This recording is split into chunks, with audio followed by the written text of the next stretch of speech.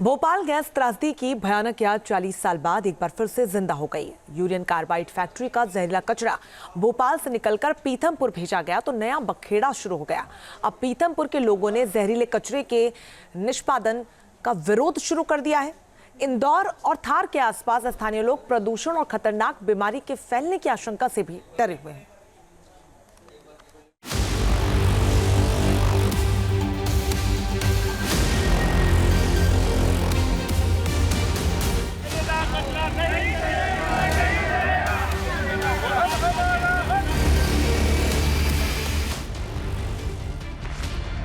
जिस जहर ने भोपाल को कभी न भूलने वाले जख्म दिए,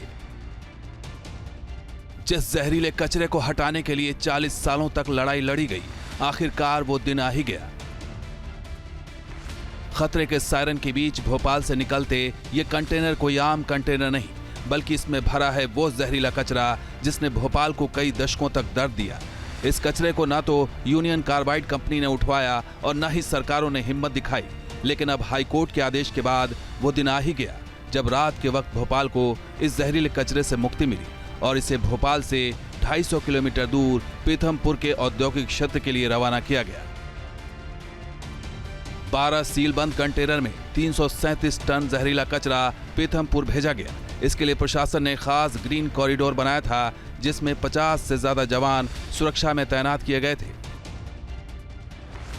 इन 12 कंटेनर के साथ पुलिस बल, एम्बुलेंस, डॉक्टर, फायर ब्रिगेड और क्विक रिस्पांस की टीम समेत कुल 25 गाड़ियों का काफिला था।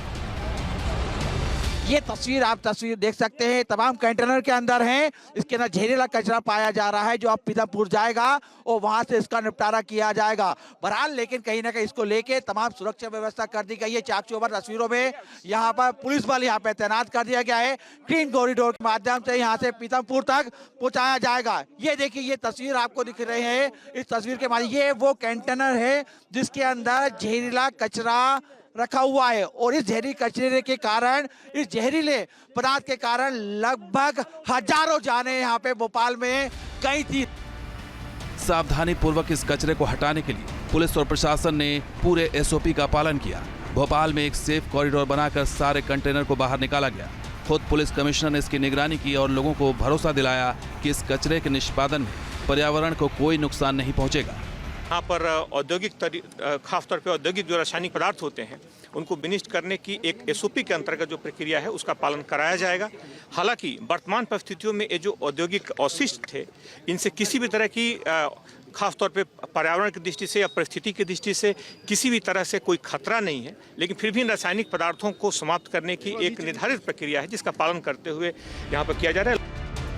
भोपाल को 40 साल बाद जहरीले कचरे से मुक्ति तो मिली, लेकिन कंटेनर के पीथमपुर पहुंचते ही विरोध प्रदर्शन का दौर शुरू हो गया। स्थानीय लोग काफी गुस्से में, लोगों ने इसके खिलाफ नारेबाजी की, जिसमें स्कूली बच्चे भी शामिल हुए। कचरे को पीथमपुर लाए जाने के विरोध में 3 जनवरी को शहर बंद का आह्वान किया गया है। ये वाला कचरा जिसमें मिथाइल आइसोसाइनाइड गैस का रिसाव होने से ये 40 साल पहले भोपाल गैस ट्रेजेडी हुई थी, वह कचरा यहाँ ला के जलाना कोई समझदारी नहीं होगी। इसलिए पीथमपुर की जनता को और भी ज़्यादा से ज़्यादा संख्या में आगे आना पड़ेगा और इसका पूर्णतः विरोध करना पड़ेगा। दरअसल पीथमपुर के जिस इलाके में भोपाल के जहरीले कचरे को लाया गया है वो धार और इंदौर के करीब आता है। जहरीले कचरे की भयानक यादें अब पीथमपुर के लोगों को सताने लगी है। उन्हें आशंका है कि कहीं भोपाल की तरह उनका भी हश्र न हो जाए। कचरा आया, पता लगा आपको? हाँ लगा है, रात से ये सब डर ही रहे हैं इससे। छोटे छोटे बच्चों ने, हमारे बुजुर्ग हैं यहाँ पे, तो यहाँ से अब जा भी कहाँ सकते हैं, डर के मारी बस यही सोच रहे हैं क्या करें, कहाँ जाए। किसी ने कुछ हमको बताया भी नहीं है यहाँ पे। अच्छा, ये कचरा जो है आ रहा है तो इससे आपको डर लग रहा है? हाँ। क्यों घर छोड़ के जाना पड़ेगा? क्या करना पड़ेगा? जाना पड़ेगा अब यहाँ से। क्यों? ये कचरा, हम यहाँ रहेंगे तो हमको बीमारी होगी। क्या है कचरे में ऐसा?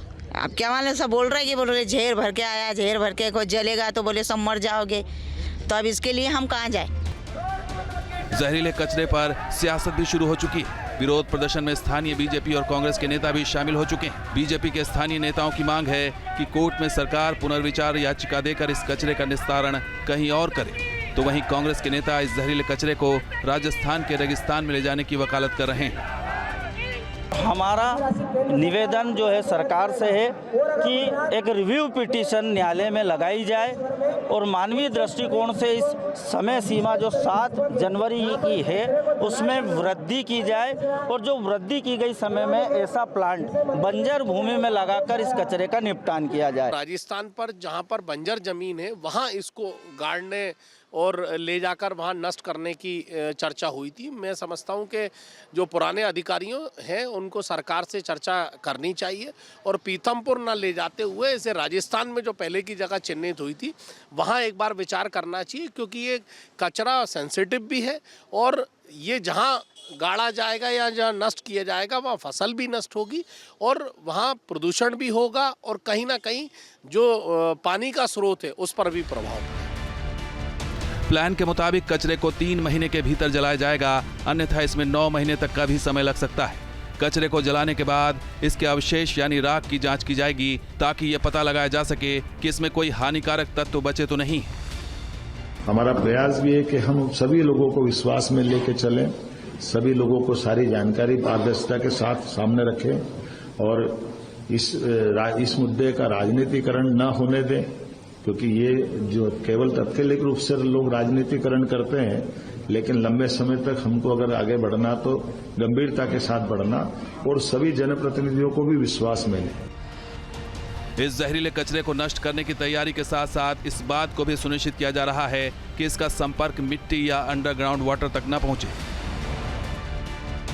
इससे निकलने वाला धुआं विशेष 4 परत फिल्टर से गुजरेगा ताकि आसपास की हवा प्रदूषित न हो। एक बार जब पुष्टि हो जाएगी कि जहरीले तत्वों का कोई निशान नहीं है तो राख को 2 परत वाली झिल्ली से ढक दिया जाएगा और यह सुनिश्चित करने के लिए दफना दिया जाएगा कि यह किसी भी तरह से मिट्टी और पानी के संपर्क में न आए। लेकिन आशंकाओं और डर का माहौल अब भी बना हुआ है। जो कचरा कल ले जाया गया है 337 मीट्रिक टन, वो पूरे कचरे का 1% भी नहीं है। ठीक है, इसकी वजह से भोपाल के लोगों को कोई फ़ायदा नहीं, पर पीथमपुर और इंदौर के लोग स्लो मोशन भोपाल भुगतेंगे, क्योंकि ये कचरा जलाया जाएगा 3 महीने से 1 साल तक। उसके बाद इसी कचरे का जब 3 गुना हो जाएगा उसको वहीं गाड़ दिया जाएगा, जिसकी वजह से यशवंत सागर डैम का पानी कंटामिनेट होगा। भोपाल से पीथमपुर तक यूनियन कार्बाइड के जहरीले कचरे का सफर और डर 40 साल बाद भी लोगों को सता रहा है। ये कचरा आज भी 40 साल पुराने नरसंहार की दास्तान का जिंदा सबूत है, जब 1984 में सोते सोते ही मर गए थे हजारों लोग। 3 दिसंबर 1984 की रात वॉरेन एंडरसन की कंपनी यूनियन कार्बाइड से आइसोसाइनाइड गैस लीक हुई और एक रात में ही 3000 लोग सोते सोते दुनिया छोड़कर चले गए। इसका असर दशकों तक रहा। भोपाल से अतुल शर्मा के साथ टीम न्यूज नेशन।